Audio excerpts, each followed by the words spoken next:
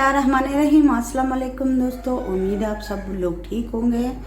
तो मैं आज अचार डालूंगी और इसके लिए मैंने ये प्याज को पहले साफ़ किया है, फिर धोया है, फिर अच्छी तरह इसको खुश्क किया है।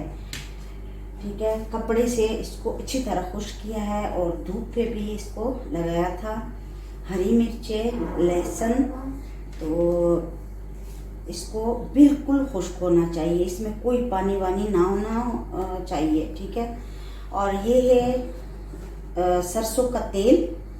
ठीक है, और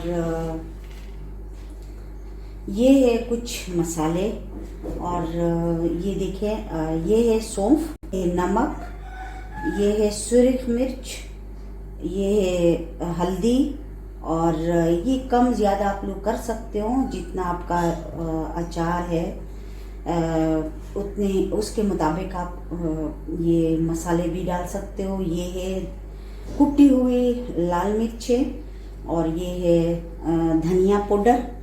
ठीक है, और ये है काली मिर्च, ये है अदरक पाउडर, और ये है कलौंजी, ज़ीरा, और ये है अजवाइन।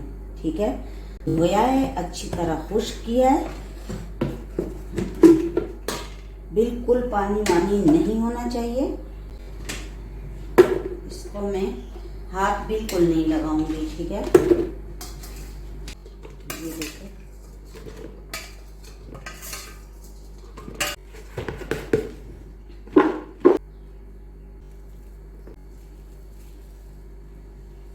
तो मैं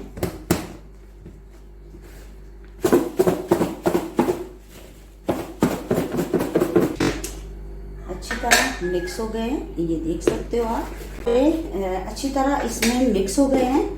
अब मैं इसको बंद करके 3 दिन के लिए ऐसे ही रख दूंगी, और फिर ये तेल और मेथी दाना ये भी इसमें डाल दूंगी। ये 3 दिन बाद में इसको सिरका और तेल, सरसों का जो तेल होता है, ठीक है, वो मैं डाल देती हूँ। इसको इसमें इतना ये तेल डालेंगे जो ये डूब जाए इसमें, और सिरका भी डाल दूंगी।